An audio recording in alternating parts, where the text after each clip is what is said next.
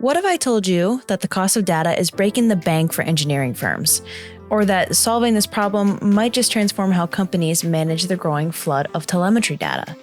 Welcome to the Tech Optimist, where today we're taking you inside the story of Sawmills, a startup that's revolutionizing telemetry management. In this episode, we're going to sit down with Ronit Belson, co-founder and CEO at Sawmills, to explore the challenges in observability data, why current solutions are unsustainable, and how their smart telemetry platform is helping teams cut costs while boosting data quality. It's a fascinating dive into the intersection of AI, engineering efficiency, and a rapidly evolving tech space. We're going to pause here for a quick word from our sponsors and a reminder about our disclosure. Do you have a venture capital portfolio of cutting-edge startups? Without one, you could be missing out on enormous value creation and a more diversified personal portfolio. Alumni Ventures, ranked a top 20 VC firm by CB Insights, is the leading VC firm for individual investors. Believe in investing in innovation? Visit av.vc/foundation to get started. As a reminder, the Tech Optimist podcast is for the informational purposes only. It is not personalized advice, and it is not an offer to buy or sell securities. For additional important details, please see the text description accompanying this episode. Telemetry data. It's the backbone of modern engineering teams, but it's also becoming a massive, unsustainable headache. As systems generate more observability data than ever, teams are struggling to keep up with the skyrocketing storage costs, irrelevant data, and overwhelmed tools.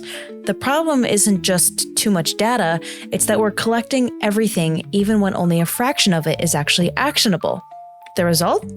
Wasted resources, distracted engineers, and insights buried in the noise. This is where Sawmills steps in. Their smart telemetry platform doesn't just manage this flood of data, it redefines how teams handle it, reducing waste while keeping what matters most. This isn't just a solution, it's a rethinking of the entire approach of observability. So let's dive into how they're making telemetry smarter, cheaper, and even more impactful. And we kept hearing the same thing time after time after time. When we got to the somewhere between 10 to 20 person we talked to, we heard exactly the same thing. We stopped and we said, listen, the market is telling us something. These people are telling us something. Let's listen. Joining us today is someone who truly embodies innovation and leadership in this crazy, changing tech world. Ronit Belson, co-founder and CEO at Sawmills, an AI-powered software company revolutionizing telemetry data management. With over 2 decades of experience scaling startups and driving growth, Ronit has built a reputation as a dynamic leader in the B2B technology. Throughout her career, Ronit has held key leadership positions, including COO at Testim.io, Rolla.io, and CloudMeter, companies that were successfully acquired by industry leaders like Tricentis, CloudBees, and Splunk. And she's no stranger to taking startups from vision to reality.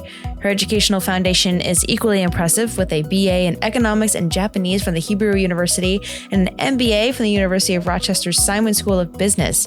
At Sawmills, Ronit is leading the charge in AI-driven solutions to help engineering teams streamline data management and cut costs. She's also a champion of partnerships, emphasizing the power of aligning mutual goals to drive success. So we're excited to dive into her journey a bit more, the story of Sawmills, and her vision for the future of telemetry and AI. What they told us was so clear. The amount of money today we pay our observability solution is not sustainable. We love our observability, mostly, but we can't use it as effectively as we want. It's just too expensive. We figured out the root cause of the problem. We knew there was a problem. Now we needed to figure out the root cause of the problem. And the third thing we had to do is come up with a solution to the problem. And that's what we've done. Observability obviously is a very big space. In the last decade, companies have been formed or even evolved over the years, multi-billion dollars in market cap. A lot of them are public today. And then joining us today as our Alumni Ventures host is Wesley Yiu, not a stranger to this show, a seasonal investor and one of the sharpest minds in venture capital. Wesley is a partner at Alumni Ventures, where he spent years helping early-stage startups turn bold ideas into thriving businesses. With a strong foundation in technology and finance, Wesley brings a wealth of experience to this table. From his early days at Goldman Sachs to his leadership at Telemetry Ventures, Wesley has built a reputation for identifying groundbreaking companies across sectors like AI, SaaS, and IoT. As someone deeply connected into the Cornell alumni network, Wesley excels at finding the innovators and disruptors that are shaping our future. So telemetry data is the unsung hero of engineering teams, but it's also the biggest pain point. In this opening segment, we're going to explore how data overload, rising costs, and inefficiencies in observability have created a massive challenge for teams worldwide. This is the foundation for why today's guest, Ronit Belson, and her company Sawmills are tackling this issue head on. So why don't we kind of jump into what Sawmills is kind of all about? Maybe first starting off with what was the motivation for the team to build this company in the first place? So we actually started, when we did ideation, we went through a lot of ideas, etc. Eventually, we settled on an idea that we thought was good and the market needs, and it was around code instrumentation. I won't bore you with it because we didn't go there. So we started to meet with VPs of engineering, CTOs, head of DevOps, because we knew that's the market that has a lot of challenges and we want to tackle. So we started to meet with them. With the first one, he tells us, great, really interesting, not my biggest problem. What's your biggest problem? How much I'm paying today for my observability. Okay, great. You don't have that, that's the number one problem. That's nice. Went and talked to the second one. Heard exactly the same thing. We pitch one thing. They say it's not our biggest problem. Biggest problem is cost. So we said, okay, let's dive a little bit deeper and understand what's going on there. And what was really clear is that almost all observability solutions, their pricing are related to the amount of data that is sent to the observability solution. This data is called telemetry data. It comes in the forms of logs, metrics, and traces. And that data grew quite significantly in the last, 5 to 10 years. It grows 35% year over year, according to a New Relic article or research. And then when we went on to talk to people, they also said, you know what? We send a lot of information. But when you ask them how much of that information do you feel like you actually need? The answer really surprised us. It was somewhere between 10% to 40% that they say that they actually need. And it was more towards the 10% than the 40%. So if you combine the two, you have a big issue around cost. Data grows rapidly from year over year. And a lot of the data that you send today is practically junk. You don't need it. Okay, somebody needs to... it obviously means that you don't have control over your telemetry data. And there is a great opportunity to help you there. All right, let's pump these brakes a little bit. Let's take a moment to break down telemetry data and observability, the two key terms in today's conversation. So we're going to hear them a lot. You have heard them a lot already, but telemetry data is the information that systems collect about their performance and behavior. So think of it kind of as a health tracker for software, kind of like an Apple Watch or something like that. It monitors things like response times, errors, and resource usage, like memory or CPU. And this data helps engineers understand what's working and what's not.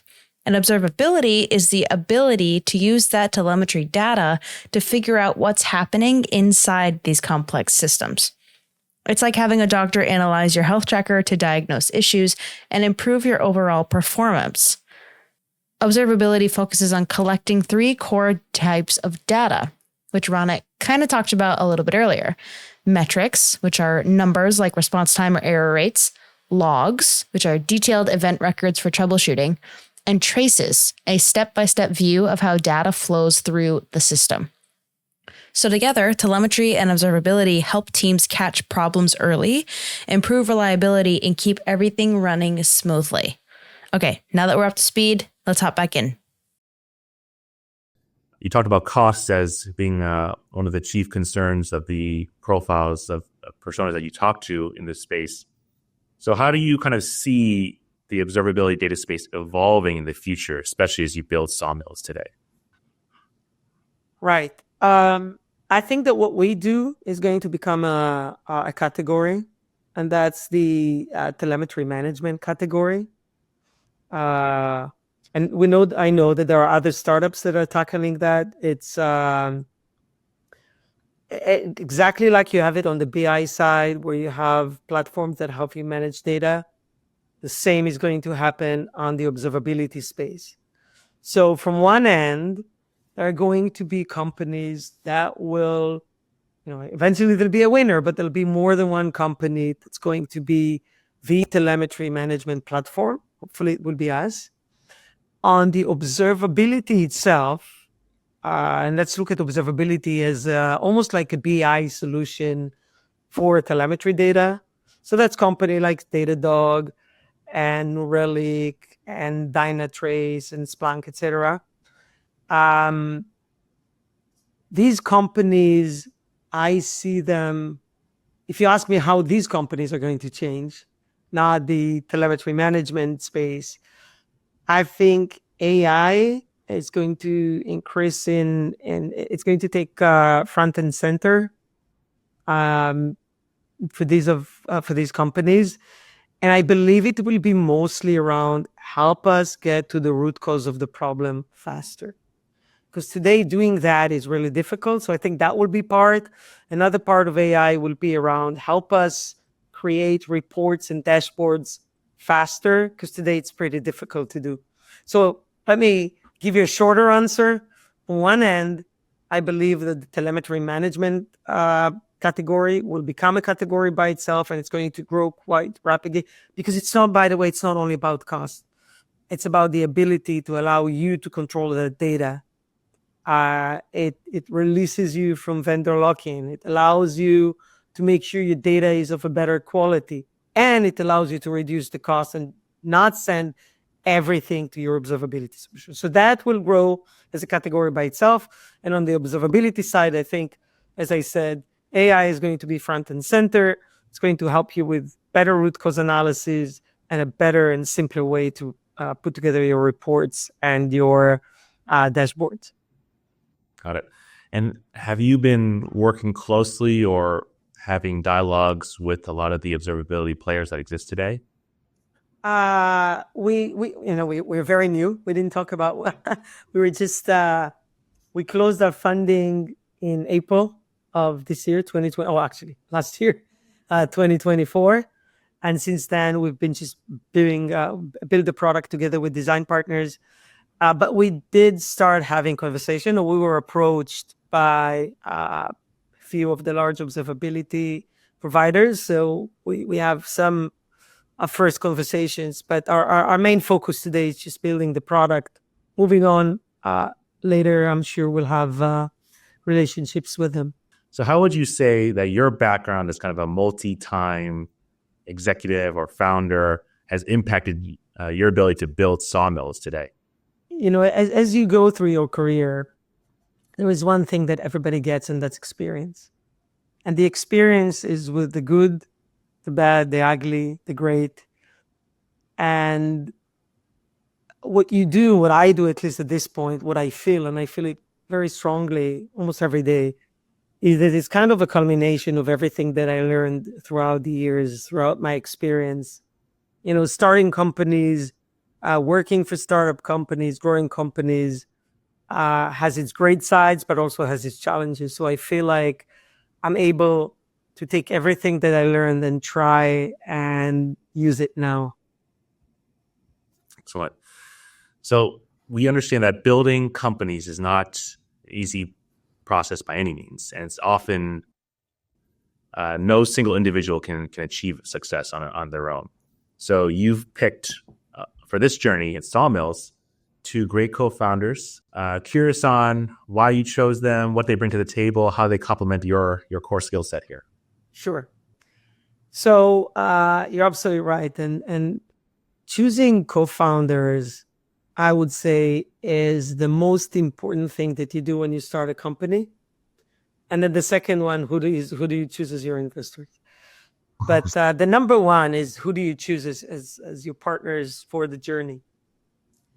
I have two co-founders. One is our chief product officer, Erez, and the other one is our CTO, Amir.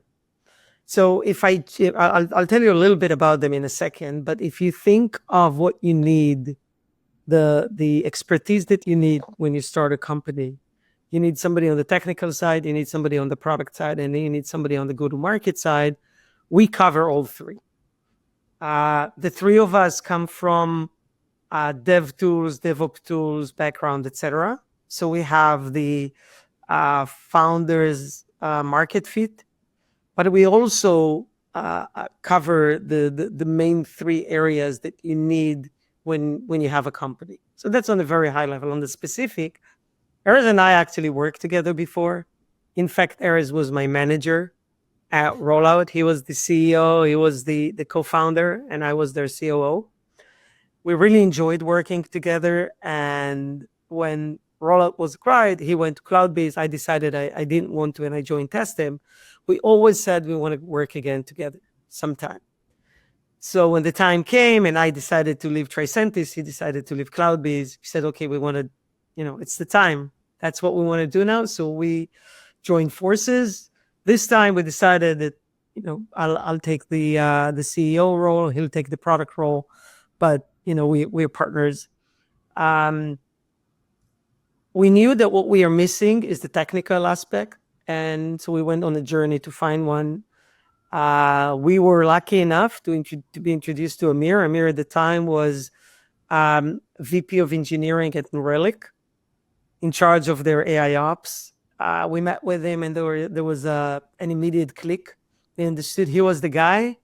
We didn't know if we'll manage to convince him, but I think he saw what we saw, which was the huge opportunity to work together. At the time, we didn't have an idea yet. We were in the ideation space, but the opportunity of three people that bring to the table a lot of experience, everybody with each one with their own expertise, and a really good click, and he joined us. So that's how we formed as a team. All right, now we're going to take a few seconds for an ad. Hang in there. Don't go anywhere. Exceptional value creation comes from solving hard things. Alumni Ventures Deep Tech Fund is a portfolio of 20 to 30 ventures run by exceptional teams who are tackling huge opportunities in AI, space, energy, transportation, cybersecurity, and more. These game-changing ventures have strong lead venture investors and practical approaches to creating shareholder value. If you are interested in investing in the future of deep tech, visit av.vc/deep tech to learn more. Right. So you're just coming out of stealth. With our podcast here, you'll have a kind of a broader announcement that people will get to see as well. Is there anything you can kind of share, kind of tease out what Sawmills is all about, what you guys are focused on in the near term here, and kind of the path forward for the business? Sure. So as I said, I kind of hinted or said we are in the telemetry management space. What we do is actually smart telemetry management platform. This is what we are building. It's a platform that allows companies to get the most out of their telemetry data at petabyte of scale and fraction of the cost. Again, we are not the observability solution. We are the smart telemetry management platform. So we sit between the data producers. This could be your applications, your infrastructure, the telemetry data producers, your applications, your infrastructure, whatever is sending the telemetry data to the observability solution. So we sit between that and the destinations. So these are called the sources. We sit between the sources and the destination. The destinations are the observability solutions. We sit in the middle. We're able to understand the data and then allow you in a very easy way to control that data, but we don't stop there. We also provide you with an understanding of what part of that data do you really need in the form that it is, and give you recommendation as to what you can do with the data in order to A, reduce your cost, and B, improve the quality of your data. So I'll give you an example. If we figure out And I'll start with things that are simple, and I'll go towards things that are more complicated. As the data goes through us, we can identify that you have debug logs that you send to your production observability solution. This is things that typically are very verbose logs that you do not need in your operational dashboards and in your observability.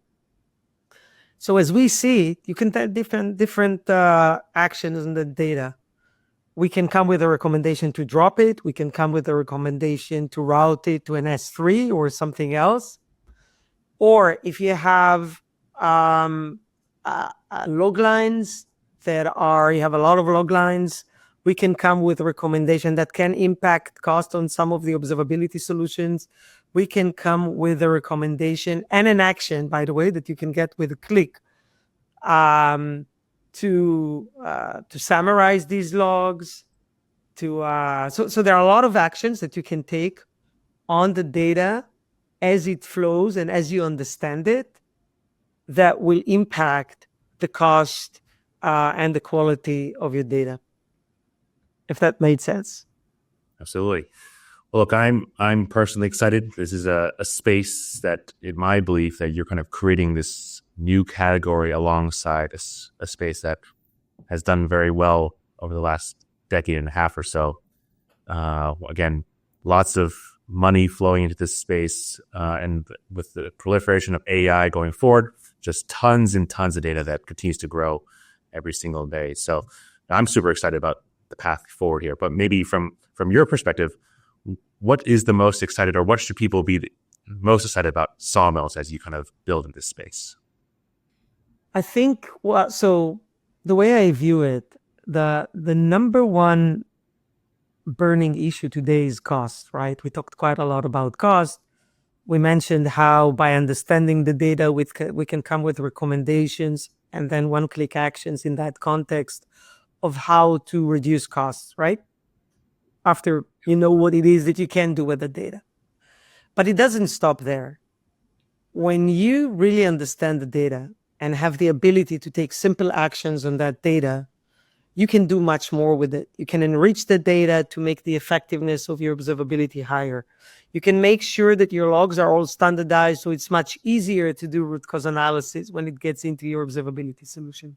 Mm-hmm. So I believe that when we give our customers the ability to control the data before it leaves, to understand the data and control the data before it leaves their systems,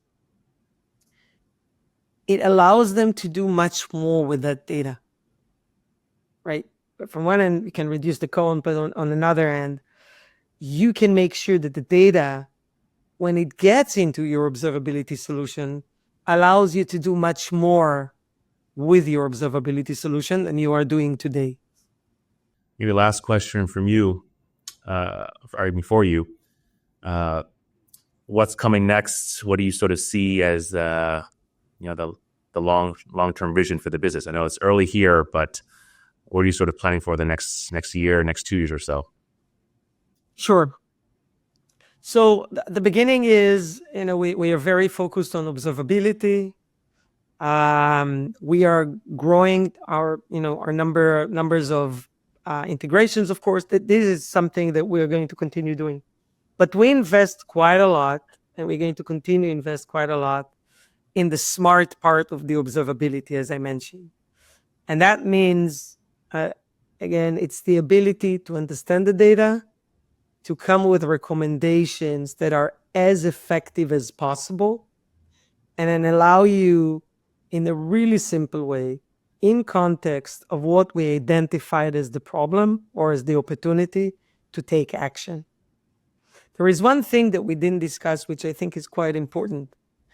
What is unique about the situations DevOps are facing? So DevOps teams are the teams that are typically in charge of the observability solution. They're also the ones that carry the bill, but they're also in charge to make sure that engineers, have an effective observability solution that they can use. Where is the problem?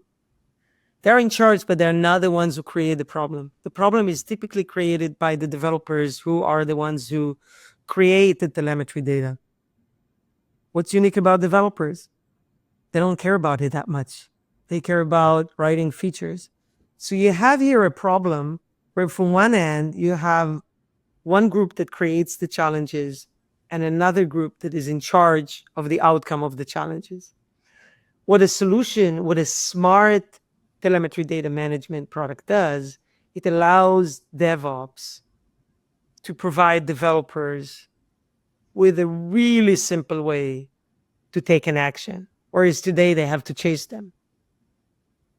So this is something that is very important to understand. I don't know, it's probably not related to the question you asked, but it's something that's really, really important to understand and know about that specific challenge that DevOps are facing. But I don't remember what was your question, and I don't know how I got there. So remind me, what was your question? Just the evolution that you have in your head as to where Sawmills is going here. So that's why I told you that part of the story, because the smart part takes a big part here in order to make it effective. So to make the DevOps and the engineers work together to solve that problem that I described before, too much data being sent into observability, it's not good quality data, it's not consistent, etc. You need a solution that will be as smart as possible and will allow DevOps to make developers actually help fix the challenges that are being created. So we're investing a lot in that smart part of the conversation. Excellent. Well, that kind of wraps it up for me. Ronit, I appreciate you spending time with us to sort of walk through the story of Sawmills. I know it's early here, but we're super excited. You just came out of stealth. You can't wait to see what's in store for the company from here on out. For folks on listening to Tech Optimist podcast today, appreciate you guys making time to join us today. If you're in engineering or DevOps, definitely check out Sawmills, and we can't wait to see what's in store for them next. Thanks again for tuning into the Tech Optimist. If you enjoyed this episode, we'd really appreciate it if you'd give us a rating on whichever podcast app you're using, and remember to subscribe to keep up with each episode. The Tech Optimist welcomes any questions, comments, or segment suggestions, so please email us at info@techoptimist.vc with any of those, and be sure to visit our website at av.vc. As always, keep building.